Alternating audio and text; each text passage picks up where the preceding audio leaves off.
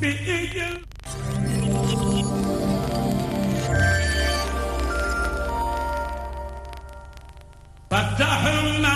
باسم فتحين لفتح الخير عنوان شكرنا الله دعونين فحق العبد شكران فتحنا باسم فتحين لفتح الخير عنوان 159 personnes arrêtées, 500 kg de chanvre indien saisis et 27 véhicules, 111 motos Jakarta immobilisés. Le bilan à mi-parcours de la police nationale. Fidèles et chers téléspectateurs, ravi de vous retrouver encore une fois de plus sur ce plateau pour parler un peu de cet événement annuel, donc le Gamou annuel de Tivaouane, mais un Gamou, donc un événement qui est célébré un peu partout à travers le monde. De son côté aussi, le service national d'hygiène a eu à mettre en place un important dispositif au plan donc pour aider les populations, notamment dans ce qu'il est convenu d'appeler la sécurité des aliments, mais aussi de notre environnement. Avec nous sur ce plateau pour discuter de toutes ces questions, le capitaine Fallou Sarr, chef de la brigade régionale des services d'hygiène.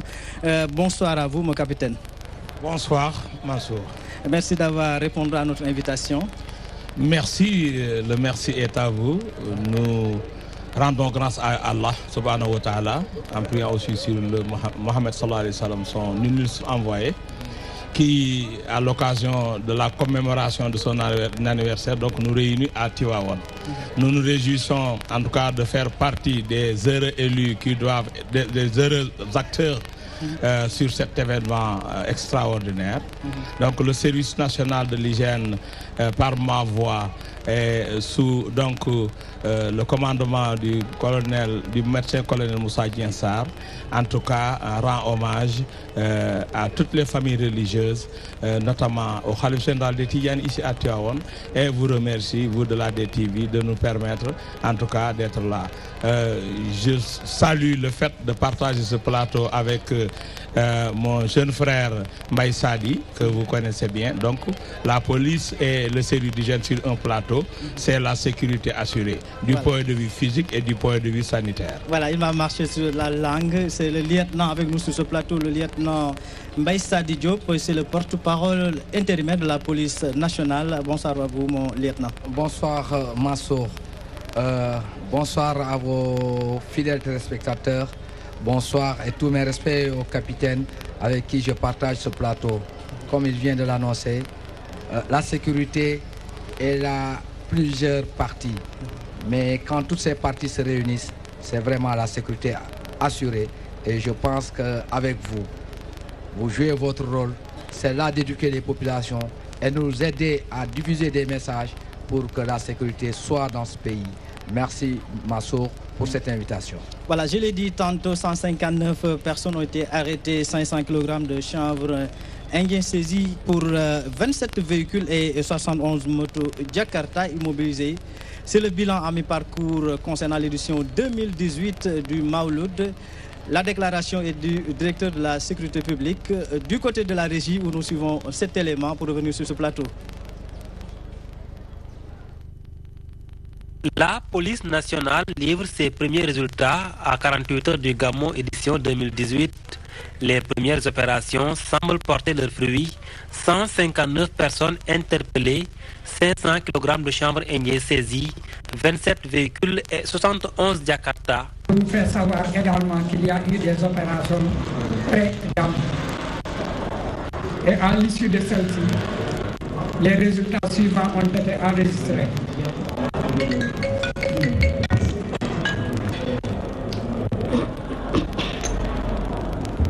Les résultats suivants ont été enregistrés.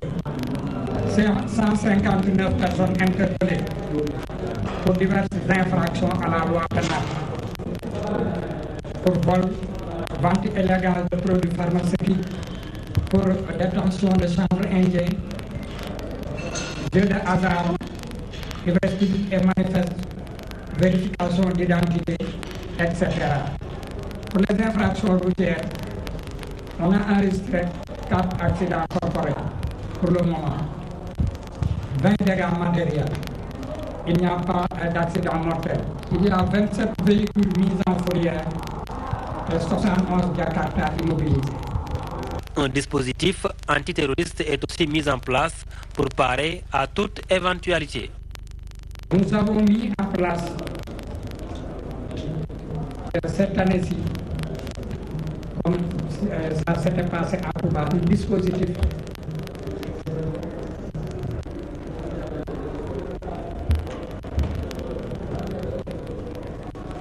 qui aura pour mission de veiller à ce qu'il n'y a pas de coup de force ou bien de mouvement subversif. Un dispositif antiterroriste est mis en place, mais nous ne pouvons pas le combattre. En tout cas, il y a une compagnie spéciale chargée de ce phénomène. Il y a aussi des éléments qui vont veiller au renseignement par rapport à ce phénomène. Pour garantir la quiétude des pèlerins, des postes de police mobiles avancés sont déployés à travers la ville sainte. Nous avons, bien sûr, dans tout Tivaouane, nous aurons des éléments en civil et des éléments en tenue. Je vous assure que les éléments en civil sont à peu près les mêmes effectifs. On a utilisé à peu près les mêmes effectifs que les hommes en tenue. Nous allons infiltrer tous les lieux publics. Nous allons infiltrer toutes les voies réservées à la circulation des personnes et des biens. Nous allons infiltrer les gares routières. Nous allons infiltrer l'extérieur de la ville ainsi que l'intérieur.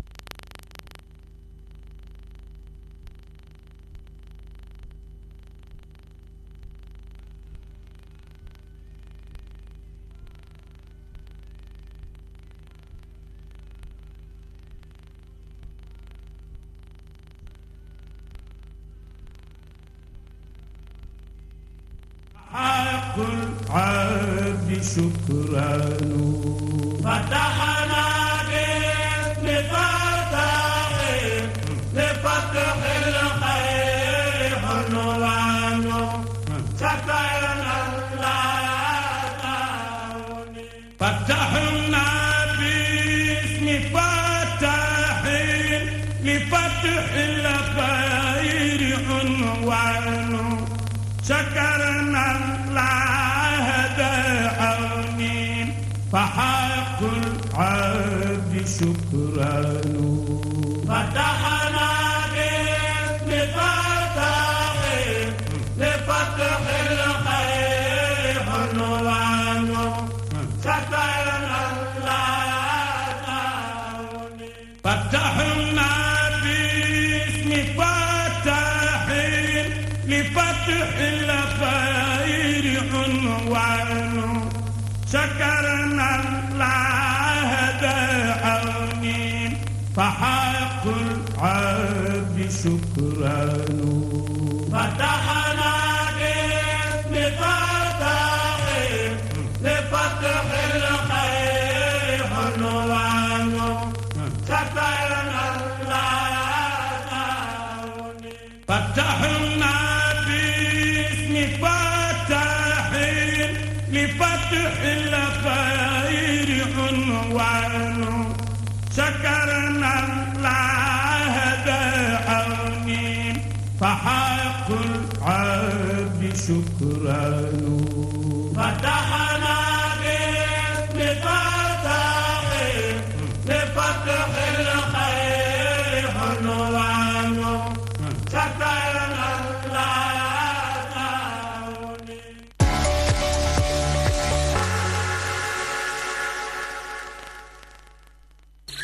Puisé au cœur de la Casamance dans une nature sauvage et parfaite. parfaitement préservé, filtré naturellement par plusieurs couches de sable fin qui lui confèrent une minéralisation équilibrée et une douceur exceptionnelle, la Casamançaise est une eau minérale naturelle, légère. J'aime qu'elle soit issue de la nature comme un cadeau. La Casamançaise, naturelle comme j'aime. La Casamançaise existe en 10 litres, 5 litres, 1 litre 5 et 60 centilitres. Toutes les infos sur casamançaise.com. Huile J'adore mi gën ci kër yi teg tànk ci xew yi mën ci xew-xewu diine yi ma nga jëm ca gàmmu ka gàmmu Tiwaawoon édition 2018 Huile J'adore na woon fa woon ca Tiwaawoon teeru gan ñi teral leen Huile J'adore huile de tournesol la amul benn cholestérol réew mi yëpp ànd nañu nangu ne Huile J'adore mooy qualité supérieure ci jamonoy gàmmu gi Huile J'adore da leen di defal promotion bu mag Auchan magasin Sakanal wala bépp grande surface bu ngeen dem fekk fa promotion bu Huile J'adore bi képp ku soxla Huile J'adore ak quantité boo ci soxla wool suñu ndaw yi Abdou Ndiaye ca marché central bu Tivaouane numéro téléphone am 77 763 56 30 wala nga woo Ibrahima Ndiaye mi ngi ci yoonu Mboro wi jàkkaarloo ak palais de justice bi numéro téléphone am 77 935 84 71 yéen ñi nekkee ci diwaanu Kaolack ak li ko wër di soxla Huile J'adore ci jamonoy gàmmu gi jokkoo leen ak Dame Diouf ma nga ca marché central bu Kaolack numéro téléphone am 77 638 26 39 wala ngeen woo Ousseynou Mbaye ma nga ca Medina Baye ca Kaolack numéro téléphone am 77 811 14 00 gàmmu ren gi Huile J'adore andil na taalibe yi lu neex lu musuta am juróomi waañ gratuit la Huile J'adore di samp ca Tiwaawoon juróomi waañ yoo xam ne ku fa dem di nga ndékki di nga añ di nga reer te doo fay dara lii la Huile J'adore andil taalibe yi Aziz Business Company di ABC mi indi Huile J'adore mi ngi ñaanal Serigne Babacar Sy Mansour xalifa général des Tidianes fanu gudd gu ànd ak guér di ko ñaanal njabootuk Seydi Hadji Malick Sy gi yépp di ñaanal ñéppit gàmmuk jàmm ak salaam. Leader incontesté de la location de voitures et du transport touristique, Sénécartour a toujours accompagné l'État du Sénégal. Sénécartour, c'est la haute gamme et les plus grandes marques du monde, à l'image des grands pays d'Europe et des États-Unis d'Amérique.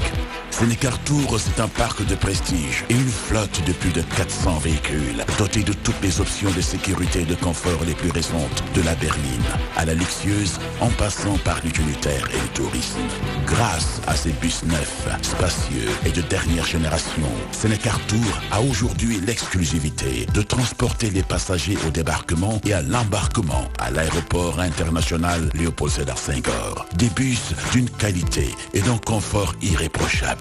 Sénécartour a fini de séduire dans le transport lors des grandes rencontres internationales, les colloques, les séminaires, les conférences de haut niveau, grâce à une équipe dynamique dotée d'un savoir-faire pointu. Sénécartour, une nouvelle vision du transport.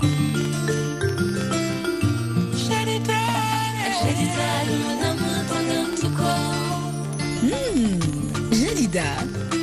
Pour une salade, Jadida Moussiman. Mayonnaise Jadida vie. Jaune d'œuf lañ ko defaree ak huile tournesol. C'est de la vraie mayonnaise.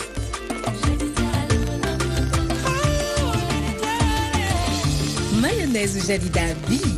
Ku ko ñam tàkkamtiku.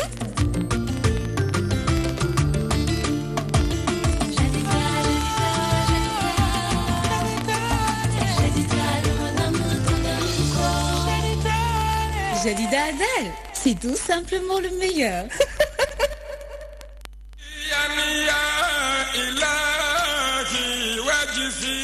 délégation bu am solo moom la Yatmal Lo di ab opérateur économique daal di àndal ngir nag daal di andi ziaram fii ci kër porte-parole bu xalif général des Tidianes di Pape Malick Sy loolee mu daal di koy booleek ay bonbons de gaz yoo xamante ne nii daf ko rek jox kër gi ngir nag ñu mën a amal ab gàmmu bu mucc ayib ba jëmee ci wàllu togg yi lu ni mel nag moom mu jàpp ni ab contribution la ci gàmmu bi.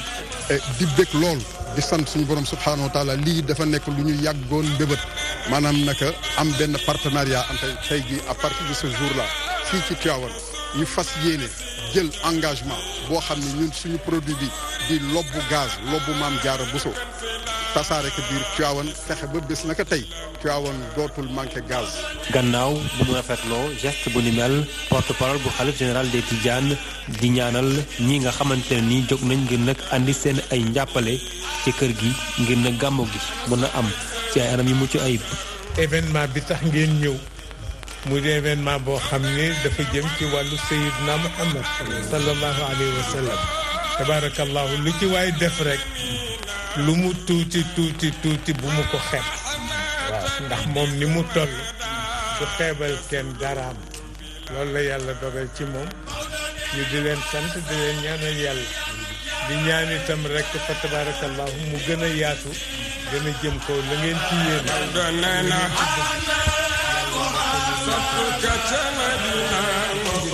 bu weesoo gàmmu bu Tivaouane objectif bi nga xamante ni opérateur bi am na ko moom mooy fexe ba Tivaouane dootul manqué ba bonte gaz.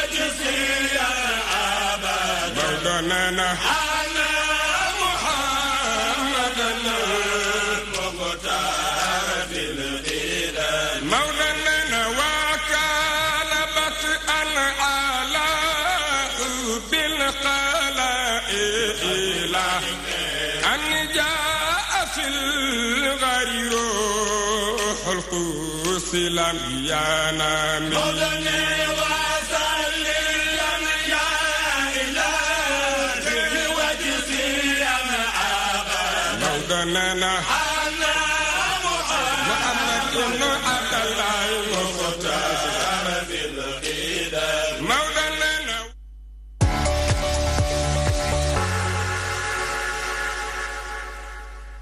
فتحنا باسم لفتح الخير عنوان شكرنا الله دعونين فحق العبد شكران فتحنا باسم فتح لفتح الخير عنوان شكرنا الله دعونين فتحنا لفتح الخير عنوان شكرنا الله دعونين فحق العبد شكران فتحنا باسم فتح لفتح الخير عنوان شكرنا Nos plates excuses fidèles et chers téléspectateurs pour cette petite interruption. Je le disais tantôt, à l'instant donc, le DSP, le directeur de la sécurité publique, le commissaire divisionnaire Abdoulaye Diop. Je le disais tout à l'heure aussi qu'avec nous sur ce plateau, le lieutenant Mbaye Sadi Diop, c'est le porte national. Moliena, vous avez eu à suivre tout à l'heure donc la déclaration du commissaire divisionnaire Abdoulaye Diop, le DSP. 159 personnes arrêtées à 48 heures de l'événement. On est présentement à 24 heures de cet événement. Est-ce que ce bilan n'a pas évolué entre-temps? Merci. Le commissaire Abdoulaye Diop faisait l'état des lieux, la situation ou le bilan, pas simplement des jours avant son arrivée à Tivaouane, mais depuis un mois. Quand on a commencé à préparer l'événement du Gamou, on a mis en place des opérations de sécurisation. Et c'est le bilan qu'il a donné hier. Pour le bilan d'aujourd'hui ou le bilan final, je laisserai la primeur de le faire. Mais comme vous le sachez, le Gamou est un événement national. Et le directeur général de la police nationale a fait prendre à tous ses services à travers le pays des dispositions pour que cet événement, là où ça se passera, que ce soit à Matam, Kaolack, Ziguinchor ou ailleurs, que la police soit présente et sécurise. Aujourd'hui, ce qui est à lieu à Tivaouane, ces gens qui ont été arrêtés, la plupart sont pour des vérifications d'identité. Mais sachez que 500 kilos avant le Gamou, c'est déjà une très grosse prise. Il y a aussi des produits pharmaceutiques. Parce qu'aujourd'hui, il faut rappeler simplement que le patron de Tivaouane, le commissaire qui est en charge du commissariat urbain de Tivaouane, est un ancien qui a travaillé à la brigade de la piraterie et qui s'y connaît dans cette matière, donc qui a eu à faire énormément. Je vous le disais, nous sommes certes, le gros du lot est aujourd'hui à Tivaouane, mais nous sommes présents à Kaolack où il y a le GMI, à Matam où il y a le groupement mobile, à Saint-Louis où on est présent, à Ziguinchor. Et là où on ne peut pas amener le groupement mobile d'intervention, nous demandons au commissariat, le directeur général a instruit au commissariat d'envoyer des hommes pour la sécurisation. Une nouveauté à Tivaouane, c'est la présence des drones. Pour la première fois, nous aurons ces amis-là qui vont surveiller pour nous, qui vont être nos yeux. Là où on ne peut pas être présent, nos drones seront présents pour pouvoir simplement nous aider à sécuriser. Le DSP, le directeur de la sécurité publique, le commissaire divisionnaire de classe exceptionnelle, Abdoulaye Diop le disait hier, la menace, elle est partout présente. Et nous n'allons pas attendre qu'elle se réalise pour réagir. Nous sommes en amont et nous ne laisserons personne faire certaines choses dans notre pays. Voilà, la menace, elle est partout, elle est pérenne, elle est quotidienne. Avec nous, je le disais tout à l'heure, le commissaire, le capitaine Fallou Sarr, donc chef de la brigade régionale des services d'hygiène. Au niveau de la police nationale, ils ont mis sur pied un dispositif, un impressionnant dispositif. Et au niveau de la brigade des services d'hygiène, pour me répéter, un peu par rapport à ce dispositif, mais avant d'y arriver, ils ont élaboré leur bilan à mi-parcours au niveau donc de votre service. Quel a jusqu'ici donc été ce bilan? Ce bilan est multiforme. Et dépend donc des différentes stratégies que nous avons eu à développer. Nos interventions sont axées sur principalement 4 niveaux. C'est d'abord les opérations techniques, la lutte antivectorielle, puisque vous le savez, les sites d'hébergement doivent être sécurisés par rapport aux vecteurs de maladies. Donc à ce niveau-là, nous avons eu à traiter plus de 3000 concessions au niveau de la région et précisément à Tivaouane plus de 2000 concessions. Puisque comme vous le savez, le Gamou est national, il est régional aussi et à partir de Tivaouane, nous gérons 26 Gamou dans la région. Donc pour les résultats bruts et par rapport à la lutte antivectorielle, nous avons eu à traiter plus de 3000 concessions. Nous avons eu aussi à traiter l'espace, comme on dit, les interventions à grande envergure avec les grands moyens de nébulisation. 2 fois à Tivaouane, 1 fois à Kénéba, 1 fois à Thiès. Par rapport à la lutte antivectorielle toujours, aussi nous avons eu à gérer donc un cas de dengue que nous avons circonscrit grâce aux stratégies développées par le ministère de la Santé à travers ces différentes interventions, mais précisément pour ce qui nous concerne, à travers son bras technique constitué par le Service national de l'hygiène. Donc ce cas est circonscrit et maîtrisé.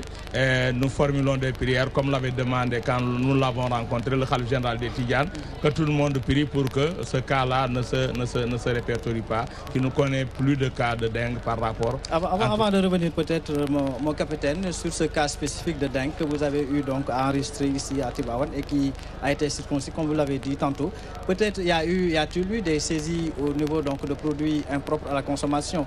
Comme on a l'habitude de le voir à chaque événement, qu'il y a des gens, donc des personnes mal intentionnées qui en profitent pour véhiculer, pour vendre certains produits donc impropres à la consommation. C'est l'un des 4 axes d'intervention dont je faisais allusion tantôt. La première, c'est la sécurisation, la lutte antivectorielle pour sécuriser les sites d'hébergement.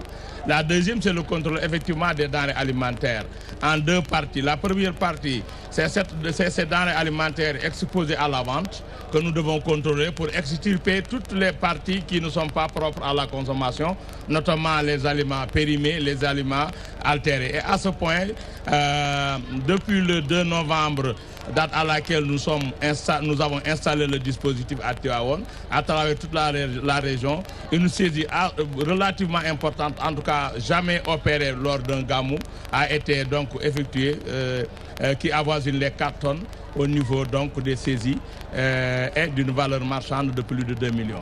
Donc ça, c'est une partie des aliments, celles-là qui sont vendus sur les marchés. Mais l'autre partie des aliments qui nous concerne aussi, c'est les grandes cuisines. Car vous le savez, à Tivaouane, il y a de grandes cuisines. Dans les autres localités où le gamou s'organise aussi, il y a des grandes cuisines. Et les acteurs qui sont au niveau de ces cuisines ont besoin d'accompagnement. Donc il y a une équipe de cellule d'hygiène qui les accompagne par rapport à l'hygiène corporelle, l'hygiène vestimentaire, le lavage des mains à l'eau et au savon. C'est un point crucial, extrêmement important. Nous n'en parlerons jamais assez. Il faut que tout le monde, en tout cas, s'y attelle, que les dispositifs de lavage des mains à l'eau et au savon soient disponibles partout où besoin en est. Alors, il y a aussi à les accompagner par rapport à la désinfection des aliments à manger crus, tels que les salades et autres aliments qui ne passent pas par le feu. Là aussi, il y a des conseils qu'on donne au niveau des grandes cuisines. Ça, c'est la deuxième partie des aliments. Juste pour dire que mieux vaut prévenir que guérir. Et je pense bien qu'au niveau de la police nationale aussi, ils ont pris les devants et ils ont mis les bouchées doubles.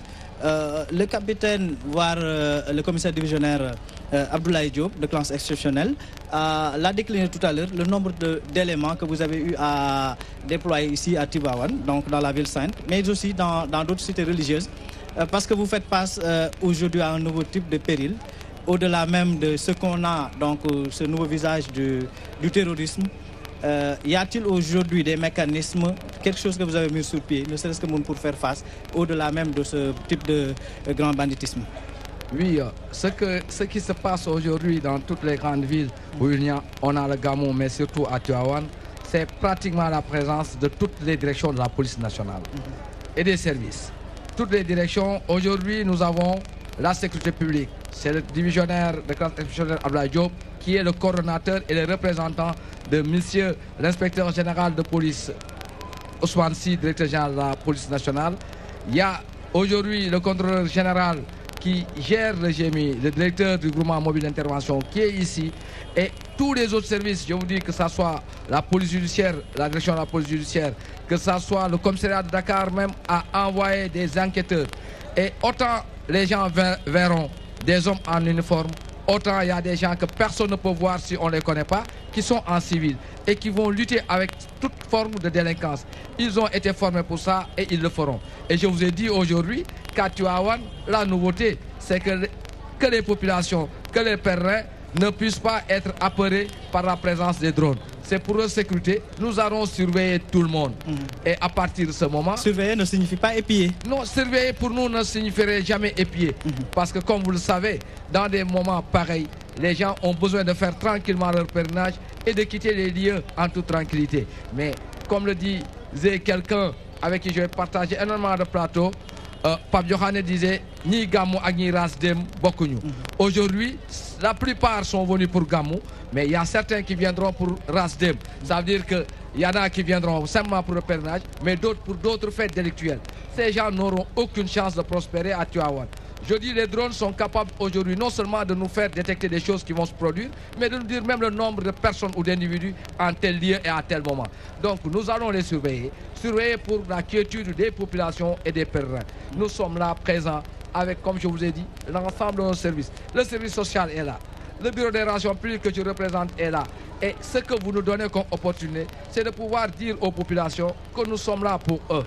Donc quand il doit y avoir des problèmes, ça ne doit pas être entre nous et les pèlerins.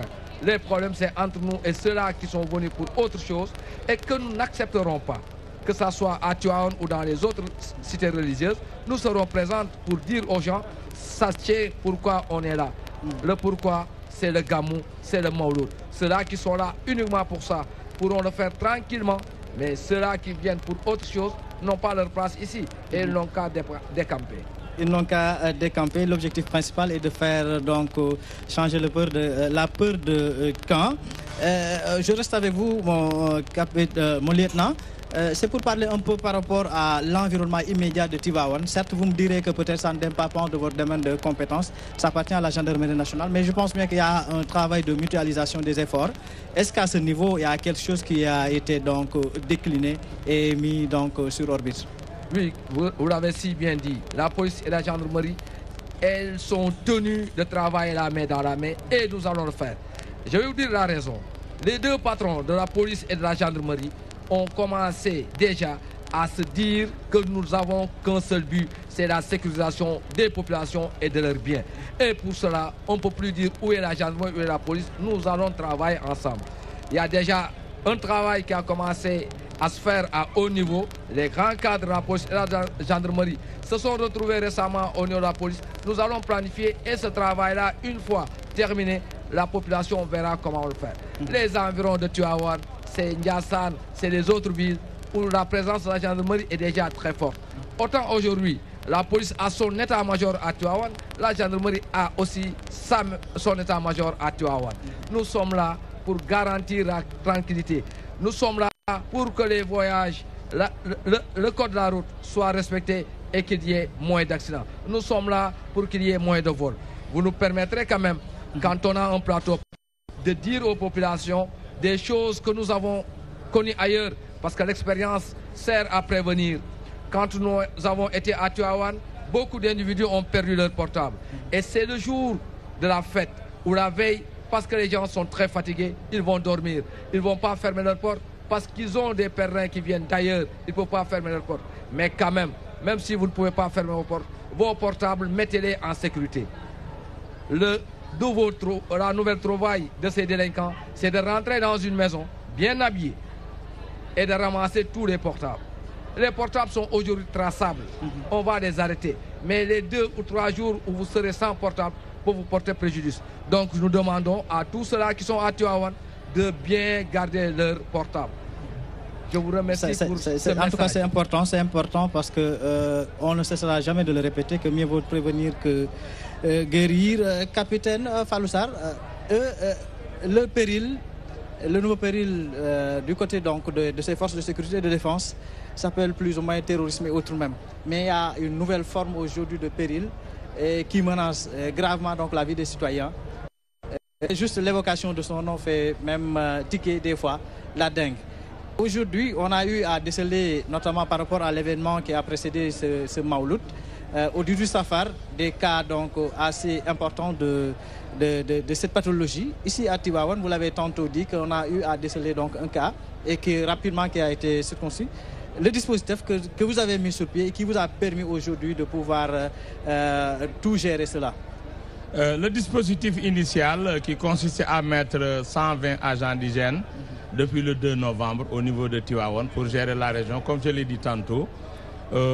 Globalement, en se basant sur le plan de couverture sanitaire qui a été élaboré et validé par la hiérarchie. Donc, au détour de cette maladie qui a hanté les populations, puisque vous l'avez tantôt évoqué, qui a fait vraiment du bruit ces derniers temps. Un seul cas a été notifié ici à Tivaouane. Donc le niveau national, le ministère de la Santé et de l'Action sociale avec ses différents démembrements dont le service national de l'hygiène, la région médicale de Thiès, le district de Tivaouane et les populations, en tout cas par rapport à ça, on réagit de façon prompte parce que le plan de couverture sanitaire comportait ce qu'on appelle un plan de riposte au cas où il y a quelque chose à faire. Donc la riposte a été spontanée. Nous avons circonscrit, donc nous avons isolé le malade qui était isolé à l'hôpital. Sa maison a été localisée. On l'a traité avec une quarantaine de maisons tout autour et des visites à domicile autour de 225 maisons dans ce quartier. Des sites larvaires ont été systématiquement détruits, puisque vous le savez, pour barrer la route à la dengue, il faut priver aux moustiques transmetteur, en tout cas son nid, c'est-à-dire l'eau où il peut pondre et se procréer.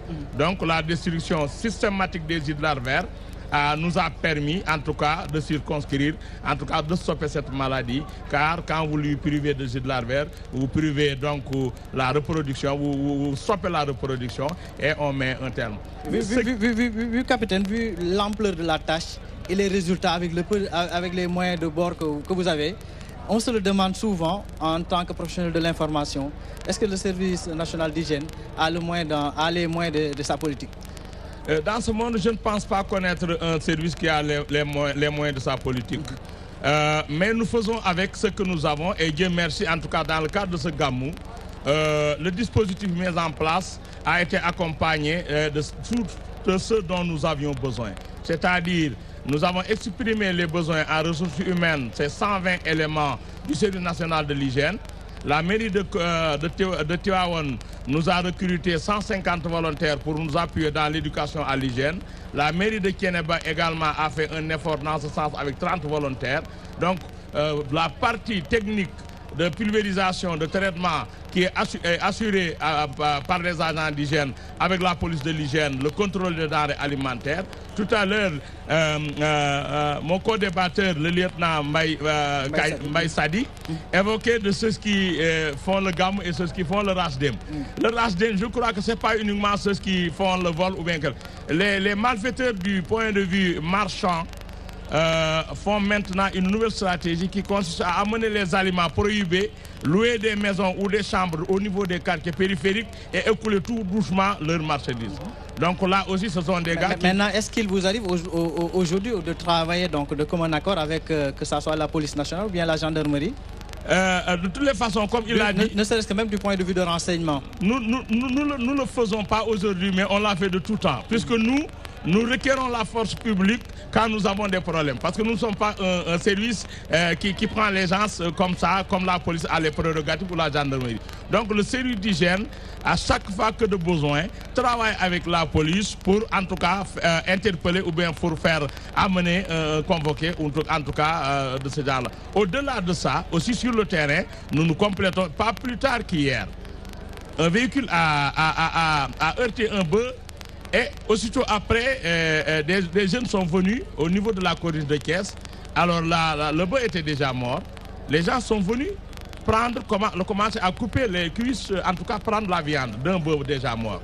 On nous a appelés, mais le temps qu'on en arrive, on a avisé la police qui est arrivée. Et quand la police a pris les malfaiteurs, nous travaillons actuellement ensemble avec les autorités judiciaires. Donc vous voyez que sur le terrain, ce n'est pas uniquement au niveau des grands rassemblements humains, mais la police et le service d'hygiène. D'ailleurs, toutes les forces de défense et de sécurité, comme on le dit.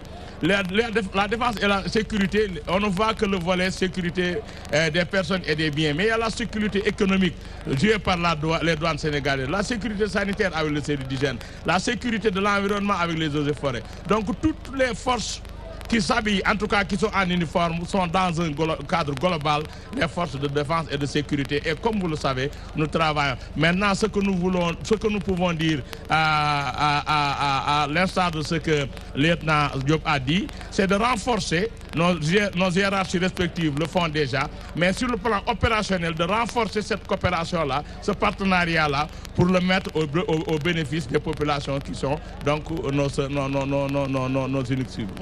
Lieutenant Mbaye Sadi, à Tivaouane, il n'y a pas que uniquement des hommes en uniforme qui sont venus, ne serait-ce que même pour garantir la sécurité des personnes et des biens. Oui, c'est ce que je vous disais. Ceux qui sont présents à Tivaouane, qui sont en uniforme, il y a pratiquement autant de monde qui sont en civil. Que ce soit les hommes des renseignements généraux, parce qu'avec la nouvelle menace, vous savez qu'on a besoin de ces hommes-là. Que ce soit les éléments de la police judiciaire. Quand on parle de la police judiciaire, les gens pensent souvent à la DIC et uniquement à la DIC. Mais ce n'est pas seulement la DIC.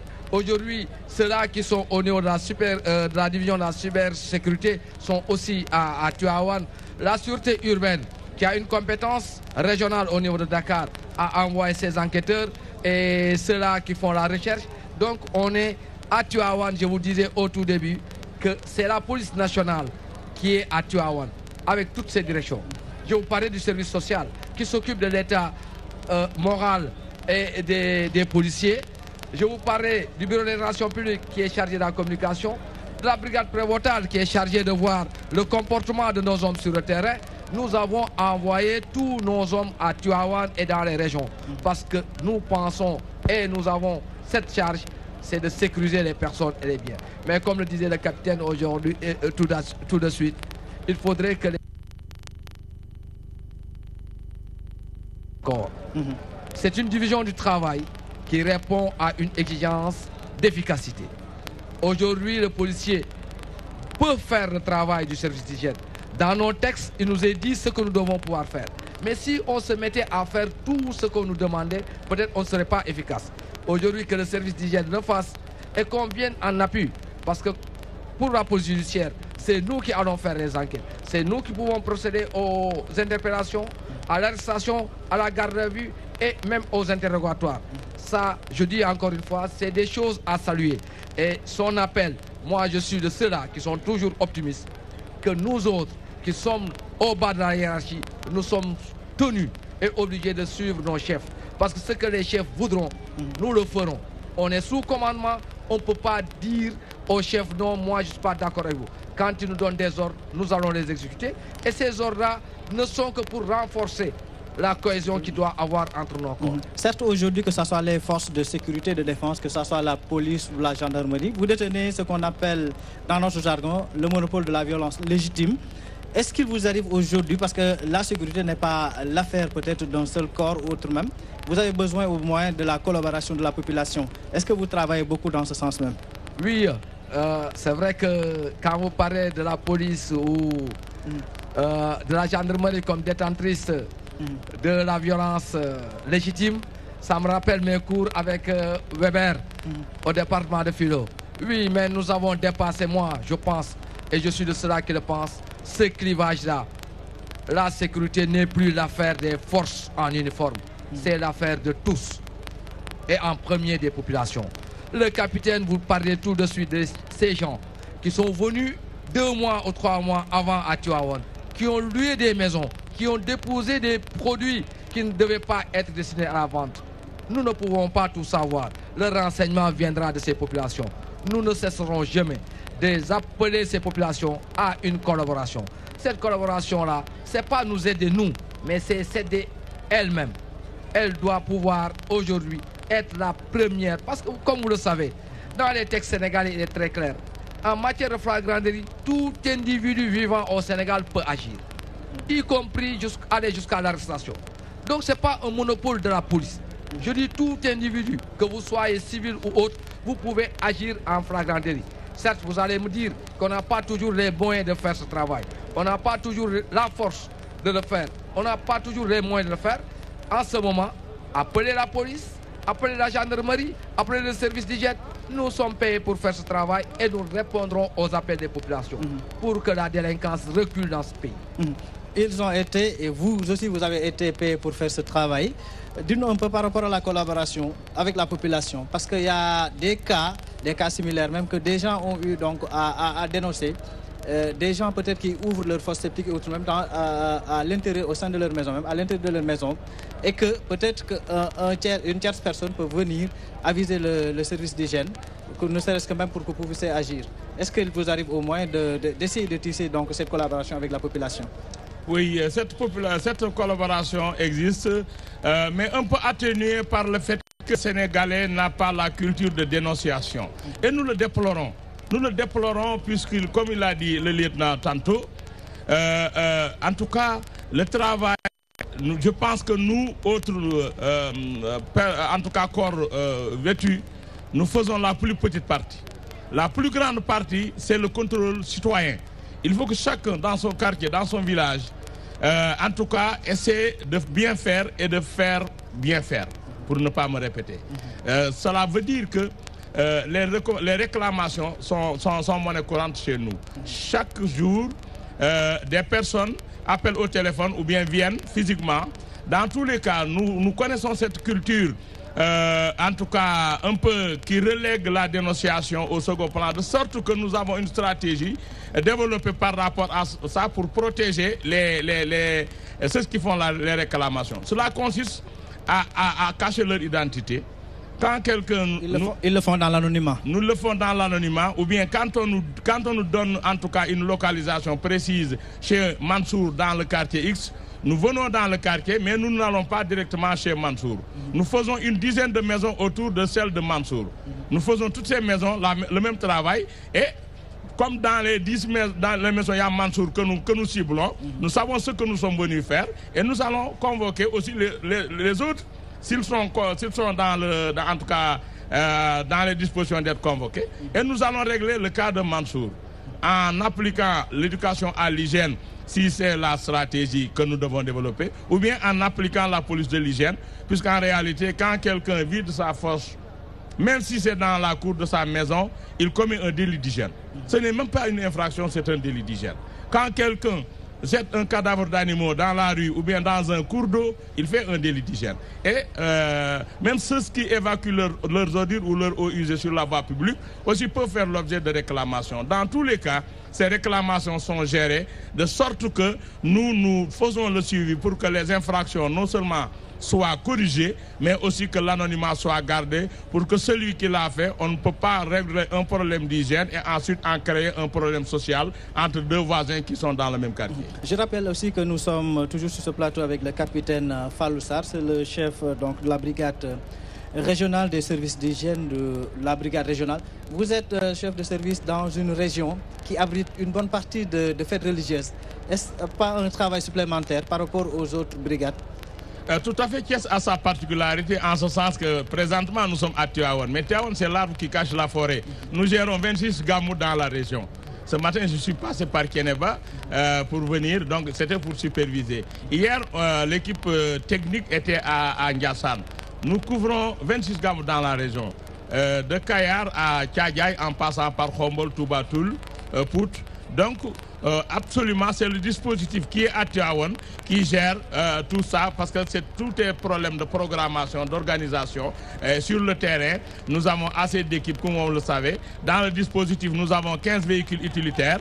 À chaque fois que nous avons besoin de 10 véhicules qui sortent, simultanément 10 équipes sortent pour s'éclater et s'éparpiller dans la région, couvrir, faire le travail de la journée et revenir rappliquer au PC à Tivaouane. Tous les jours, nous dormons à Tivaouane, mais chaque matin, nous nous dispersons dans la région pour couvrir, en tout cas, ces multiples manifestations religieuses, dont déjà dans la commune de Thiès, il y a une dizaine. Beaucoup de sollicitations, donc j'espère bien que vous avez les moyens, comme vous n'acceptez pas trop de...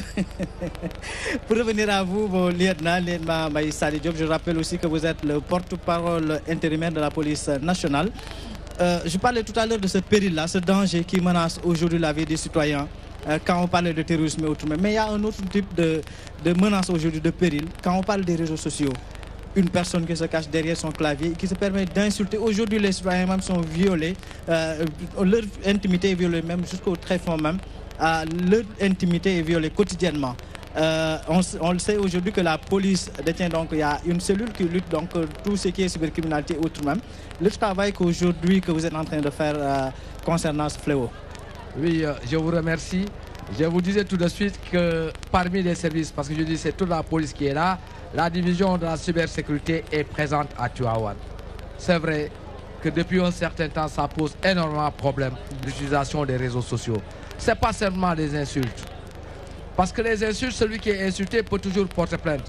Mais je dis aujourd'hui, énormément de nos concitoyens sont en train de perdre leurs biens, leur argent à travers les réseaux sociaux.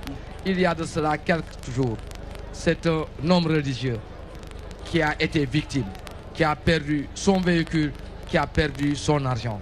Aujourd'hui, il est facile de retrouver un message où on dit, messieurs ou madame, vous êtes leur élu, leur gagnant de tel jeu concours.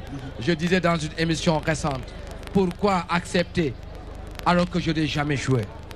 Soyons prudents. Messieurs, vous avez gagné 1 million, on vous réclame 50 000. Celui qui me fait gagner 1 million doit pouvoir me l'envoyer sans rien me demander. C'est là qu'ils vous diront, hier j'ai été, je vais prononcer le mot en Wolof, de Maïdougou Khalwa, et je vous ai vu. Monsieur, demandez-lui votre prénom, votre nom de famille. Il ne vous le dira pas. Pourquoi accepter que ces gens-là fassent aujourd'hui de l'escroquerie? Nous sommes trop dupes et il faut qu'on se réveille. Et se réveiller, c'est ne plus accepter ces offres sur le net, via le téléphone. Ça doit s'arrêter. Il ne faudrait pas qu'on soit pressé. Vous avez gagné, vous n'avez jamais joué à la loterie. Et vous pensez gagner comment, où? Il faudrait que ça s'arrête. Cette lutte-là, nous allons continuer à la mener. Nous allons surveiller le cyberespace, comme nous surveillons aujourd'hui la Terre. Tous les délits qu'il y a aujourd'hui sur Terre, que ce soit vol, escroquerie et tout, se retrouvent transférés sur le net. Nous allons les traquer sur le net. Nous avons des spécialistes qui sont capables de le faire. Récemment, c'est une bande qui évoluait sur ces réseaux, qui a eu à prendre énormément d'argent des citoyens sénégalais, qui a été arrêté. La plupart sont des résidents de Kaolack. Il faudrait que ça s'arrête. Avant, les escrocs qui étaient sur le net, c'était souvent des étrangers. Mais aujourd'hui, c'est nous, Sénégalais, qui sommes sur le net et qui sommes en train d'escroquer, d'arnaquer, de faire de l'abus de confiance via le net. Nous n'allons pas les laisser tranquilles. Il y a des voix qui vont s'élever, vous allez surveiller l'intimité des gens. Ça ne nous intéresse pas aucunement ce que deux personnes diront. Mais quand il y a un délit, alors qu'il faudrait savoir aujourd'hui que ces délits sont inscrits dans notre code pénal, ça nous donne le droit de travailler dessus et nous travaillerons pour que ces fléaux s'arrêtent dans ce pays-là.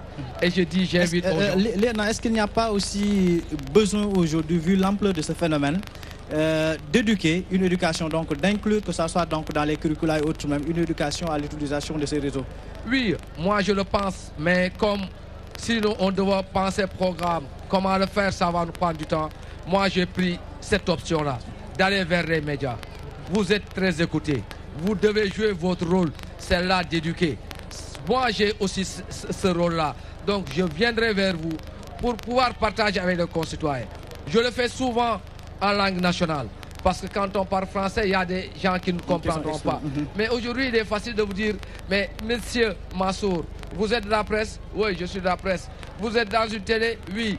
Ouais. Nous sommes au Canada. Nous allons vous envoyer du matériel de télé, vous pouvez prendre, installer aujourd'hui votre propre télévision. Mais quand vous serez d'accord, parce que ces gens-là, ils ne travaillent pas sur une journée, une demi-journée. Ils vont continuer, ils vont vous intéresser. Et au bout du fil, vous allez dire, oui, pourquoi pas quitter la DTV pour créer ma propre télévision. Ils vont commencer par vous demander 50 000 francs. 50 000 pour quelqu'un qui va ouvrir une télé, c'est absolument rien du tout. Mais après 50 000, c'est 75 000. Ça va faire 150 000. Après ça, on va augmenter et vous allez vous retrouver en train d'être dépouillé. Je vous parlais de ce chef religieux qui a perdu son véhicule, qui a perdu beaucoup d'argent et qui, s'il n'était pas sauvé par la police qui a pu arrêter ces délinquants, aurait pu peut-être mettre un terme à sa vie. Parce que quand on est un homme religieux, on a du monde derrière soi. Et l'arnaque a commencé comment? Par WhatsApp. Messieurs, mesdames, arrêtez de vous faire photographier nus. Arrêtez de faire des films nus pour ces gens que vous ne connaissez pas. Parce que c'est aussi... ça va retourner contre vous. On va pouvoir vous dire, si vous ne faites pas attention, on va le mettre sur le net. Et aucun d'entre nous n'a envie de se voir nu sur le net. Et pour que ça ne nous arrive pas, mais madame, j'ai pas le temps de me mettre nu. Messieurs, j'ai pas le temps de me mettre nu. Ça va commencer par montrez-moi votre épaule. Ça paraît anodin. Montrez-moi un bout de votre sein si vous êtes femme. Ça paraît anodin. Mais ça va continuer. Bien sûr. Et quand tout tombera, vous êtes nus. Et vous êtes menacés. Messieurs, mesdames, je vous invite à utiliser le net d'une autre façon. C'est un outil de travail que j'utilise énormément, et ceci depuis 2004. Faisons attention à ces délinquants du net. Mais c'est nous qui leur donnons pratiquement le poignard pour qu'ils nous poignardent. Si on ne se met pas nu, on est un homme. Aucune dame au monde ne peut vous faire chanter. Voilà un message vraiment de toutes les façons plein donc de sens, et que j'invite, je pense bien que la population nos chers téléspectateurs qui nous suivent un peu partout à travers le monde ont bien retenu la leçon. Je le disais tantôt que le service national d'hygiène aussi a déployé la grosse artillerie pour lutter donc contre tout ce cas-là, cette nouvelle forme de délinquance. Excusez un peu de l'utilisation de ce terme. Ndeye Fatou Lo a fait un travail pour nous. Allons du côté de la régie, on va suivre ce qu'elle a préparé pour nous. Avec ces agents du service national de l'hygiène font du porte-à-porte pour désinfecter les maisons. Ce matin, Kerman El Hadji Djegen est à l'honneur. C'est éliminer tout ce qui est insectes rampants, tout ce qui est insectes volants, en particulier les moustiques, les cafards et mouches qui peuvent gêner pendant ces jours de Maouloud. Ça, nous sommes en train de faire le maximum pour pouvoir les éliminer à l'intérieur des chambres, actuellement dans la journée. La nuit également, l'équipe viendra, parce que vous savez que les moustiques piquent souvent vers le crépuscule. Et l'équipe viendra vers le crépuscule ce soir pour qu'on puisse faire les traitements extra-domiciliaires, c'est-à-dire dans les rues. La qualité de l'eau est passée au peigne fin. Objectif, voir si elle est propre à la consommation. Les populations sont aussi sensibilisées pour faire sortir toutes les ordures des maisons. Il faut le maximum pour que les gens puissent consommer une eau saine, potable et de bonne qualité. Il est préférable de voir l'eau avant que les gens ne l'utilisent. Et que tout peut arriver. Parce que tout le monde a besoin d'eau ce jour-là. Parce que dans les maisons, il y a beaucoup de choses qui servent de gîte de l'hiver. Les pots, les pneus, les boîtes de conserve, tout ce qui peut contenir de l'eau et qui peut permettre aux moustiques de se développer. Et que nous souhaitons que tout ce que les gens disent sur les autres maladies que nous avons entendues dans les autres zones, que ces maladies ne se déclarent pas. Lors de cette visite, un individu a été pris en flagrant délit de vidange des égouts dans sa cour de maison. Un geste fréquent et pourtant qui est un délit d'hygiène puni par la loi. Il nous a dit que la fosse est pleine et voulait faire le vidange. Et si on se réfère au code de l'hygiène, il est formellement interdit d'évacuer des matières fécales au niveau de la maison ou sur la maison. Vidancer au cours de la maison, pour voir même sur la voie publique. C'est un problème de santé publique. C'est dangereux pour eux, pour l'environnement, mais aussi pour les voisins. Ces tournées de désinfection sont aussi une occasion pour le service national de l'hygiène de sensibiliser la population sur les bons gestes à avoir pour conserver les aliments et les boissons, car la moindre négligence peut être source. Capitaine Falloussab, donc je rappelle que vous êtes le chef de la brigade régionale des services d'hygiène. Par rapport, on a un cas patent tout à l'heure avec l'élément de Ndeye Fatim Lo, un individu qui a été pris donc en flagrant délit qui était en train de vider sa fosse septique à l'intérieur de sa maison. Aujourd'hui, quels sont les moyens dont vous détenez, ne serait-ce que même par rapport à une force de répression, des moyens de coercition, ne serait-ce que même pour permettre pour dissuader ces délinquants, si on peut les appeler ainsi? Oui, dans ces cas d'espèce, je crois que c'est la loi qui s'applique dans toute sa rigueur. Et que dit par rapport à ce cas spécifique, que dit la loi? C'est un délit d'hygiène. On lui applique ce que la loi dit. Dans ce cas d'espèce, étant un délit, c'est le procureur qui devait en principe s'en occuper.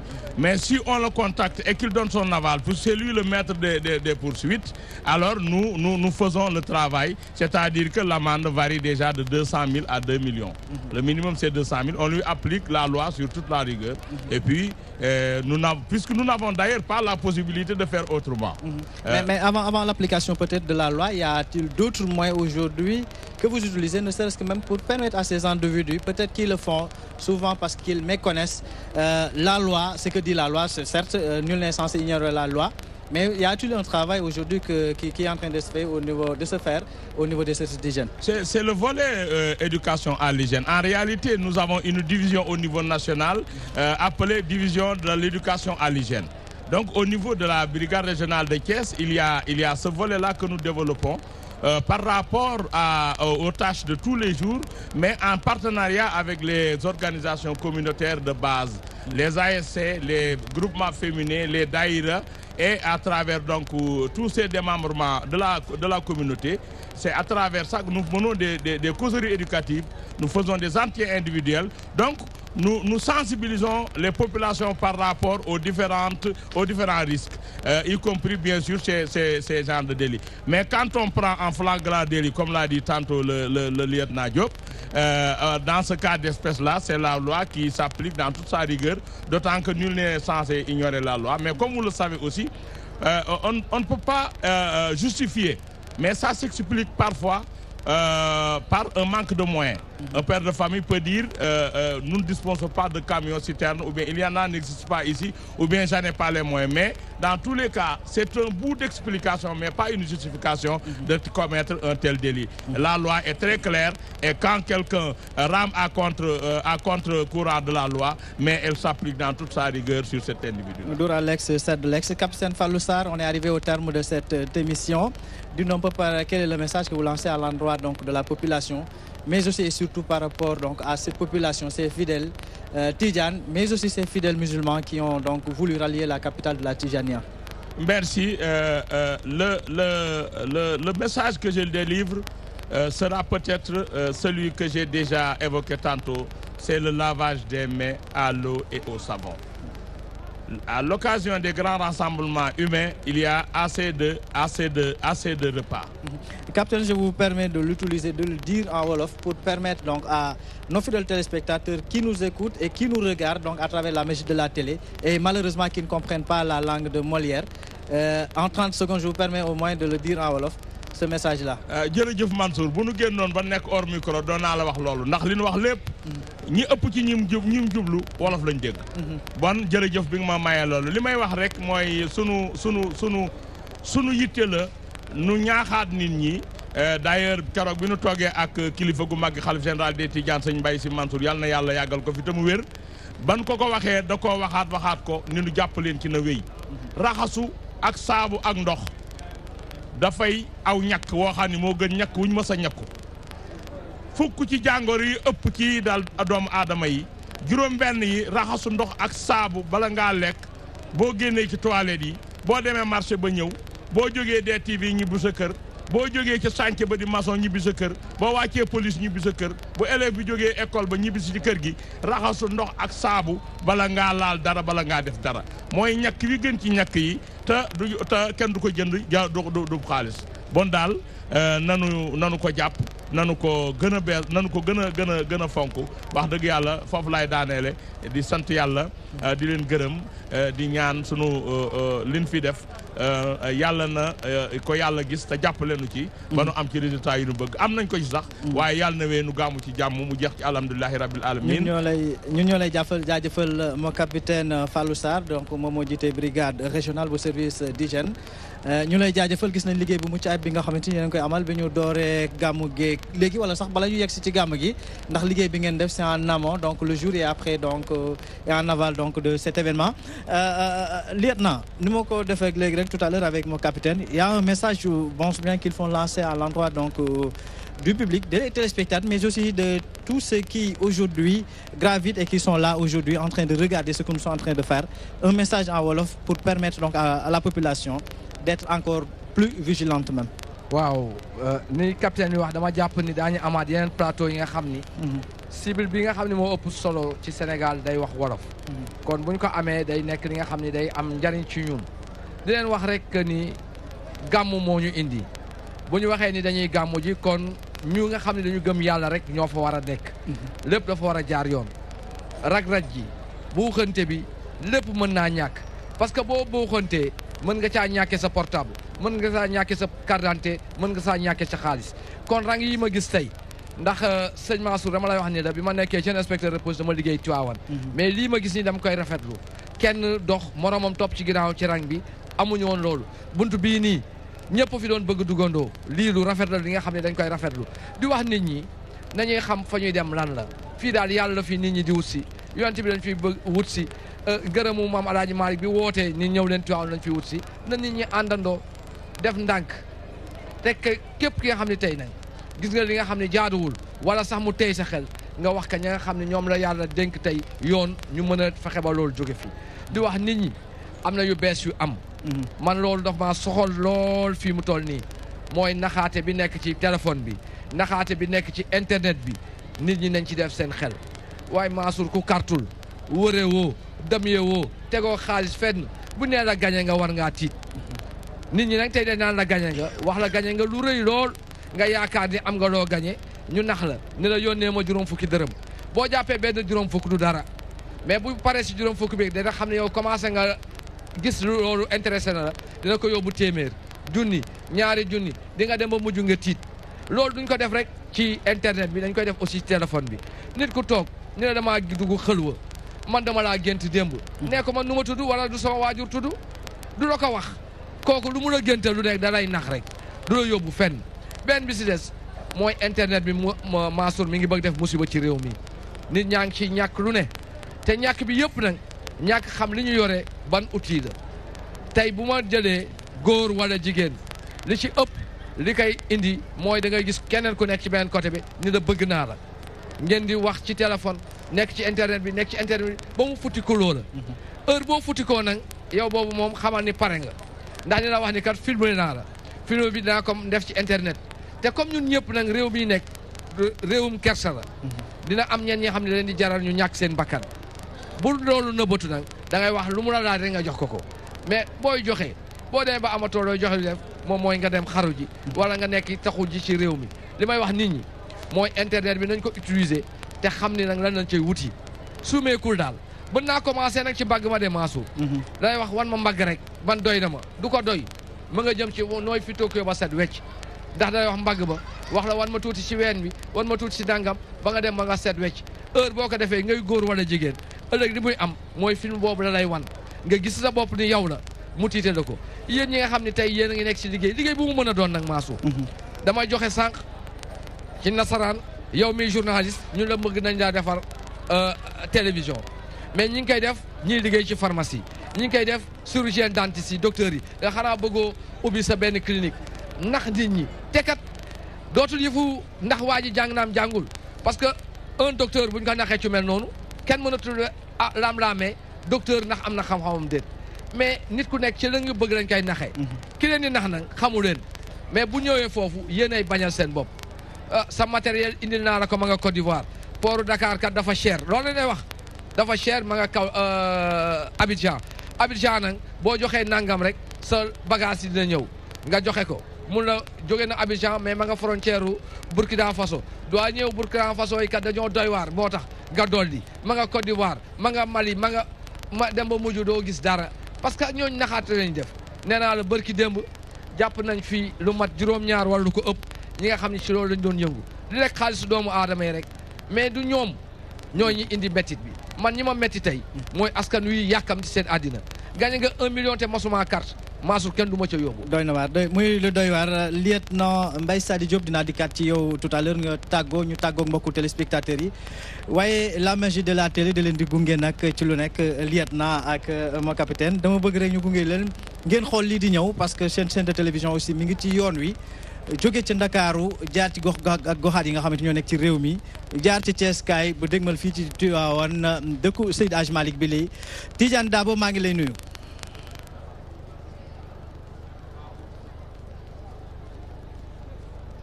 nga bokkal plateau bi Mansour. voilà foo toll fi mu toll nii ci jamono jile.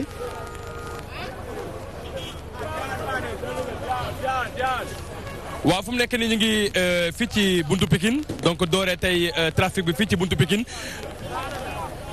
buntu Pikine nag mu nekk bërëb bi nga xamante ne fa tabarakallah donc Carrefour la ñëpp fi la ñu dajee ñii di dem Louga ñii di dem Kaolack ñii di dem bien sûr Tivaouane waaye dañ fay yegg fa tabarakallah ñëpp taxawloo ñu ne vraiment donc dañoo am lu ñuy ñaawlu mooy par rapport ak pass yi nga xamante dañ koy yokk donc fu mu ne nii pass Tivaouane nekkoon 1500 waaye léegi ci oto yu mag yi jàpp léegi 2500 3000 jàpp même 5000 francs la alors ci oto yu ndaw yi aussi nekkoon bien sûr 2000 2500 fu mu ne nii yóbbu nañ ko ba 7500 mu doon li nga xamante ne moom lañ fi fekk nit ñi ñaawlu ko lool donc vous avez vu l'affluence aussi elle est tellement grande que fa tabarakallah woon na ne Sénégal amuñu lenn lu dul bés bi nga xamante ne moom bésu Seydina Mouhammad sallallahu alayhi wa sallam ñii di dem di ziyaar yi foofu ca Tivaouane maam Alaaji Malick Sy ak njabootam ñii di dem ca bien sûr fi nga xamante ne mooy Medina Baye di ziyaar yi ki nga xamante ne mooy Baye Niass Cheikh al Islam waaye lépp nag fa tabarakallah fii ci rond-point buntu Pikine lañ koy dooree fas yéene def trafic bi fii ba bien sûr Diamniadio Rufisque waaye daañu jaay aussi fi nga xamante ne moom mooy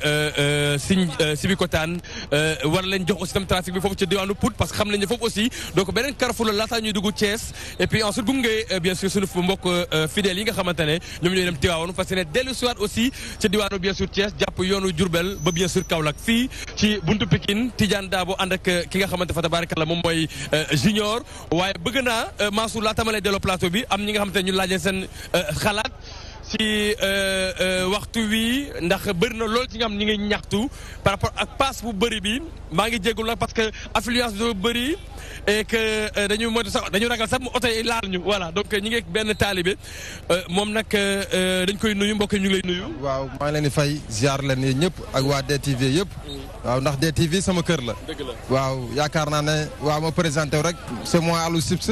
borom ñamal ma si. d'accord alors Alou da ngay dem Tivaouane Medina Baye Louga fan ngay gàmmu jee. non Tivaouane laa jëm Tivaouane sama dëkku maam. d'accord fa laa bëgg a ñëw dem ni moo tax ma jóge ba Ouest Foire fu ma dëkk. ñëw fii pour jël oto mais oto yi dañoo cher trop. waaw mais nag ñun dañuy oto yi bu doonoon 1 million dañ koy paas parce que ñun ay taalibe Cheikh lañ dañuy paas dem. waaw di ñaan yàlla ñëpp tegu si yoonu jàmm ñibbisi si jàmm di rafetlu nag seen émission bi mais am na solo trop parce que am na ñuy bëgg a ñëw boo leen buñ seetaanee émission bi danañ ñëw fii xam nga paas dem. waaw maa ngi ñaan daal gàmm ak jàmm rek. waaw incha allah. d'accord lu musul am aussi ci télévision fu mu ne nii àdduna ñëpp a ngi lay seetaan donc yaa ngi en direct mu doon li nga xamante ne DTV moom la indil askanu Sénégal pour ñi nga xamante ne déjà donc ñëwaguñu ci gàmmu gi wala départ guñ seen kër ñu mën a gis li nga xamante ne moom moo xew ci télé bi donc lu ci sax xalaat ci initiative bu bees bi nga xamante ne DTV def na ko jox leen trafic bi en live en direct seen biir kër. ndeysaan lii dafa neex si xol barki Seydina Mohamed DTV ñàkk kaa seetaan wóorul man xam naa fa bu baax ndax def naa fa ay émission yu bëree bëri tëggal naa fa naanaan yu nekk waaw may nuy sama cameraman bu ñaawul bii di lay nuy lii rafet na trop di leen ñaanal nag waaw lii gën a law waaw ndax lii rafetlu nañ ko ñun taalibe Cheikh yi di ñaan nag gàmmu jàmm rek waaw yoonu jàmm incha allah.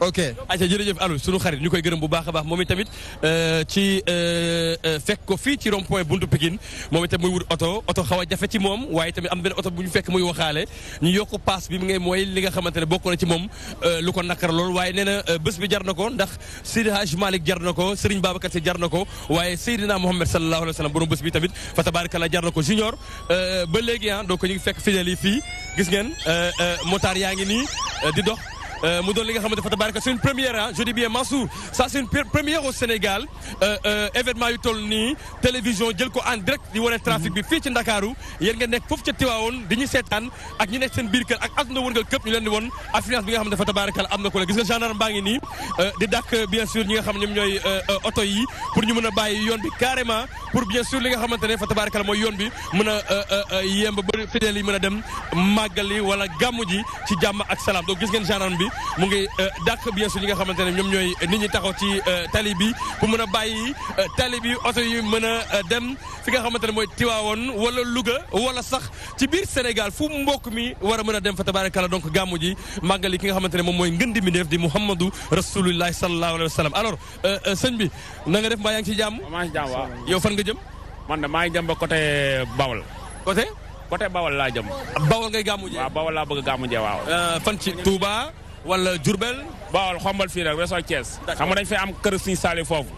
maanaam sa jamono Sëñ Saliou lañ doxoon kër foofu ñu fay dundal màggal gi nag ñu fay dundal gàmmu guy daal. waaw guddal Seydina Mohamed gi foofu lañ koy bëgg a defe daal. jar na ko waaw foofu ëpp na ko. waaw dañuy sacrifice suñu bopp rek pour dem. d'accord mais xam nga affaire yi moom ni mu tegaloo nii. dëgg la mais Seydina Mohamed jar na ko. parce que mooy sunu lépp daal. ba pass yi cherul. pass yi de moom ñu ngi dogal si parce que ñu ngi jëm xombal ñu naan ay taxi yi naan ne 4000 francs la. waaw dañoo bëgg a dem ba si extension ba nag ba xam nu muy demee nag. waaw mais bu dee 4000 tey tam tën sët foofu ñu dem rek. dëgg la parce que Seydina Mohamed moom mu jaral nañu ko daal. dëgg la waaw jaral nañ ko. en tout cas jërëjëf. jërëjëf grand. ñaanal yoru jàmm. jaajëf waay ñu ngi naan barkeel. merci beaucoup alors Mansour. pour l'instant li lañ lay bàyyeel ba ci kanam tuuti incha allah ñu jox la beneen feneen ñu daje ci beneen rond point wala beneen garage wala beneen tali pour fa tabaarkalla xool trafic bi nan lay demee fii ci diggante Dakar ak Tivaouane donc mbokk yi ba ci kanam tuuti incha allah Mansour ñu dellu la plateau bi.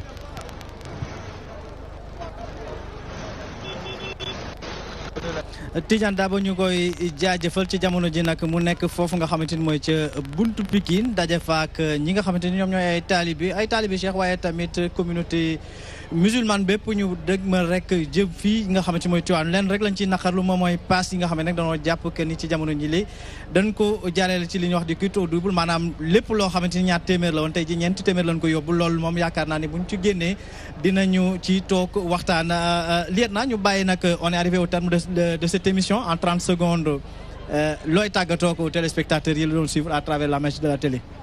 waaw di leen gërëm rek di wax ni lu mel nii yàlla na fi yàgg ñuy mën a am fu ñuy waxtaanee ak askan wi li ngeen ñuy defal nii seen bopp ngeen ko defal parce que nee naa ni man am naa rôle yaraate mais yéen da ngeen ko am te bu lii baree am na lu mu mën a delloo di ñaanal ñëpp gàmmub jàmm fu waay jëm ci Sénégal yàlla na nga fa egg ak jàmm dellusiwaat sa kër ci jàmm di wax nag damay wax suma mbokku transporteurs yi suma mbokku chauffeur yi parce que man nee naa ni ñoom ñooy sumay waajur ci loolu laa juddoo suma waajuru góor loolu doon liggéey ñaari fan kenn mënu cee nekk milliardaire nañuy xalaat ni lii di dal ci kaw askan wi ñuy jël paas di ko yokk lu war a mën a ñàkk la parce que nag ñi soxla du kenn ku dul ñun kese bu ñu soxlaa nag kenn warul teg sa bopp lu la metti mais ni ñu koy joxe comme justificatif boo demee Tivaouane booy wàññeekuwaat doo yabaat kenn moo tax waaye loo nangul ñu teg la ko bu ko teg keneen te kenn du nangu nag boo nekkoon tey dawaloo oto bi ñu teg la loolu da lay naqari nañu delloo ci xel yi te jàpp ni li ñu yàlla war a jox di ñu ko jox di ziar xalifa bi di ziar porte parole bi di ñaanal képp ki nga xam ne tey ñëw na fi di wax nag maa ngi santaat bu baax a baax kóolute gi tax directeur général teg ma ci lii mu permettre ma tey ma dellusiwaat ci pèlerinage ndax nee naa bi may génn police lu ma jëkk xam mooy Tivaouane gii dama nekk inspecteur de police bu ndaw ñu indi ma fi boo ma fi dellusiwaatee liggéey beneen liggéey damay fàttali ay at ci ginnaaw ma mën a ziar sumay mbokk yi fi nekkoon yëpp di ñaan gàmmu jàmm ak salaam. Merci beaucoup lieutenant Mbaye Sadi Diop di porte-parole intérimaire de la police nationale mon capitaine en 30 secondes rek waxtu wi ñu jagleel jeex na tàkk. xanaa cant rek mu ñeelaat sunu borom subhanahu wa taala julli ci yonent bi sallallahu alayhi wa sallam di gërëm sunuy kilifa ministre de la santé ak kiy jëwree ñoom ci wàllu bu féete muy médecin colonel Moussa Dieng Sarr mi jiite service national de l'hygiène ci kóolute gim nu jox ba indi nu fi di gërëm aussi suñu chef de mission nationale le commandant Rasoul Ba waaye di fàttali rek nii ren temu gàmm gi mooy jàmm ni jàmm nekk woon temu màggal ga léegi lieutenant Diop wax na ko jàmm rek kay alal boo amee jàmm am nga lépp boo amul jàmm da nga wacci lépp wuti jàmm yal nañ yàlla defal jàmm waaye jàmm dañ koy sàkku kenn ku ne foo nekk xamal ni jàmm yaa koy sàkku boo ko sàkkoo rek am ko yal nañ yàlla defal jàmm nu noppi ci gàmm gi ci jàmm dellusiwaat ci déwén incha allah ñun ñëpp kenn bañ a manqué. Fidèles et chers téléspectateurs, je rappelle que nous avions aujourd'hui le plaisir de recevoir sur ce plateau spécial donc qui est dédié à l'édition 2018 du Mawludul Nabi pour parler un peu de ces dispositifs sécuritaires concernant donc cet événement. Le capitaine Fallou Sarr, il est le chef donc de la brigade régionale des services d'hygiène. Mais aussi, nous avions aussi un énorme plaisir de recevoir sur ce plateau le lieutenant Mbaye Sadi Diop, c'est le porte-parole intérimaire de la police nationale. Fidèles et chers téléspectateurs, ça a été un immense plaisir pour moi de vous accompagner à travers donc la magie de la télé. Restez connectés et jamais déconnectés à travers la magie de la télé. Vous aurez tout à l'heure donc l'édition en Wolof du 19h avec Abdoulaye Ndiaye qui sera suivi donc pour une quinzaine voire quelques minutes après par la grande édition du soir avec Ndeye Aram Touré. On se dit au revoir et à la prochaine.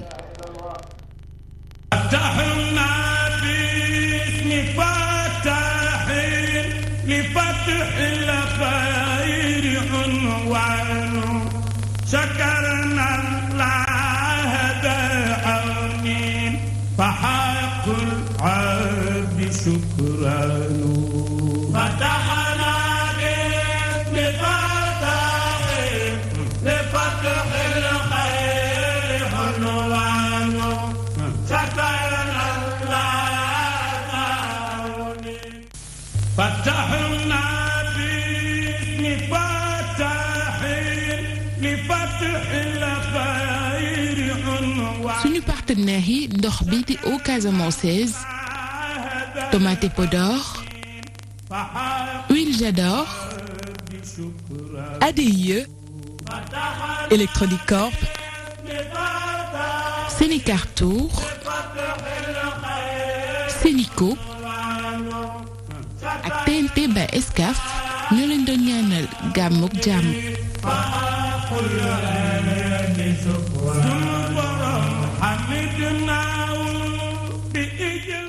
salaamaaleykum mbokk yi ñuy seetaan ñu ngi fii Tivaouane alors ñu nekk avant dernier jour burdu bi donc te bu ñu waxee gàmm war a tuddaale berne moo tax ñu ànd ak suñu xarit muy tomate Podor nga xam ni ku bëgg sa ceeb xonk wala sa cere xonk tomate Podor nga ciy àndal donc moom moo ñuy gunge tey ñu dugg ci waañ bi xool suñu yaay yi nan la ñuy préparer berne yi nga xam ne moom la ñu war a joxe ci gàmmu ji topp leen ñu dugg si waañ bi xool suñu yaay nan la ñuy toggee.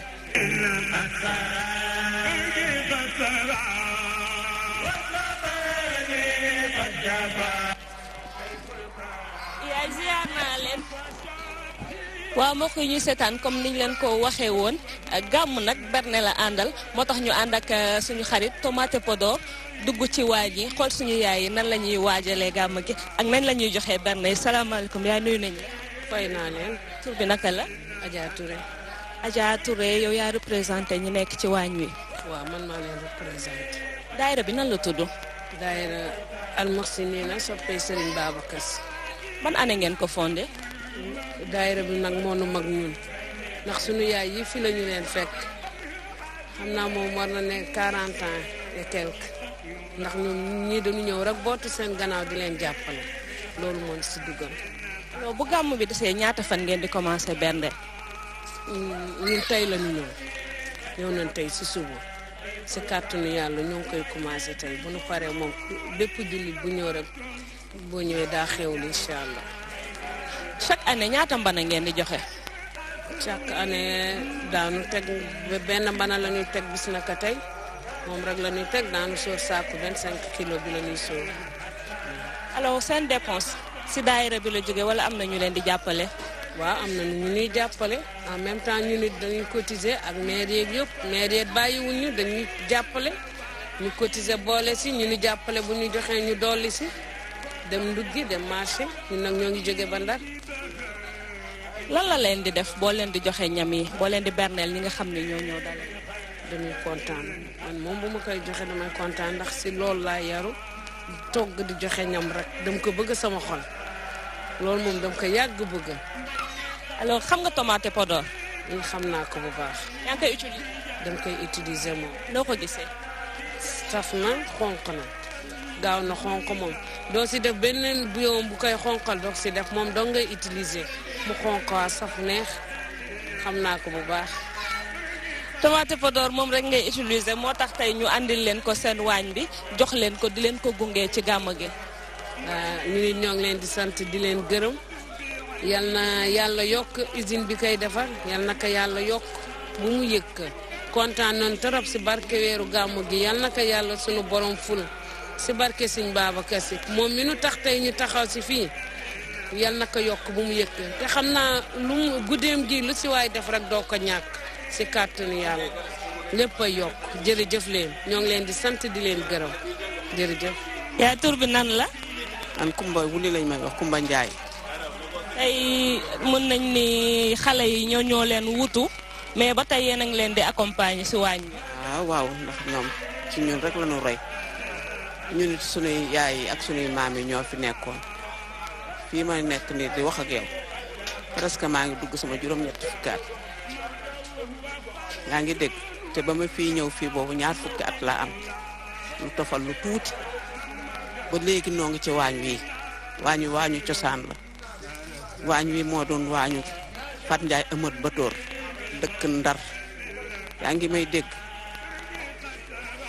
doon jigéen ju baax moo doon sunu meer sunu lépp ak góor gi Maxtaar Ba dëkk Daaru moo doon sunu kilifa gu ji góor fa tabaarakàlla ñu ànd ak ñoom di ànd ak ñoom ba ñoom sunu borom jël na leen ñëpp ñun noo fi nesandi te di leen nekk xale yii na xale yu baax lañu ñoo nu aw ci biir waañ wi gis nga defuñu dara lu dul xol di leen jàppale di leen ñaanal nag ñoom it yàlla nañu aw fi nu aw yàlla na leen yàlla jàppale dëgëral leen ci barke Sëñ Babacar Sy barke borom guddi gi nag mooy guddi Nabil Moustapha sallallahu alayhi wa sallam yéen it yal na yàlla defal leen jàmm defal ko mboolum jullit ngeen yàgg di dox nii nu fekkee bépp jullit seen liggéey bi yal na am barke yal na ci yàlla barsal barke ci darajay Muhammad sallallahu alayhi wa sallam jërë ngeen jëf kontaan nañu nag Tomate Podor saf na neex na xonq na tabarkàlla ku ko togg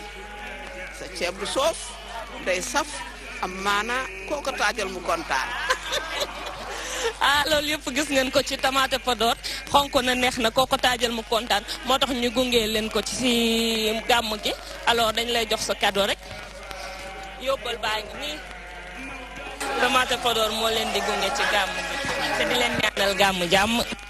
merci beaucoup jërëjëf kontaan nañu trop yal na ngeen ko def déwén yu bëre incha allah yal nañu ko fekkee at yu bëre bëre.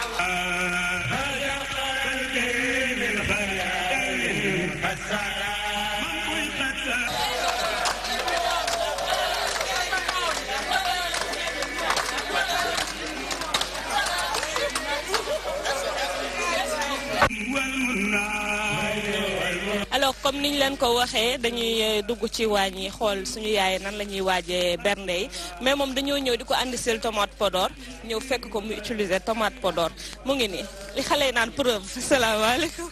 waaleykum salaam. maa ngi leen di fay. tur bi nag. Thiané Mbaye.